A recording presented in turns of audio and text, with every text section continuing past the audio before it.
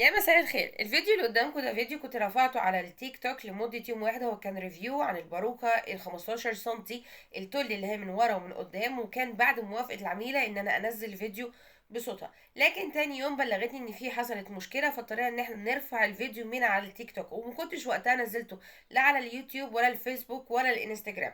لكن برضو حبيت ان انا اشارككم رأيها في الباروكة لان فاضل منها كمية محدودة. فانا ترجمت الكلام اللي هي قالته وكتبته لكم على الفيديو علشان تشوفوه، هتنزل من غير صوت خالص. وده كلامها اللي عايزين تتاكدوا. الريكورد بتاع الواتساب هتلاقوا العلامه الزرقاء بتاعه الريكورد دي بتتحرك، يعني انا مش كاتباه من دماغي. ده اللي هو قالته صحيح عن الباروكه.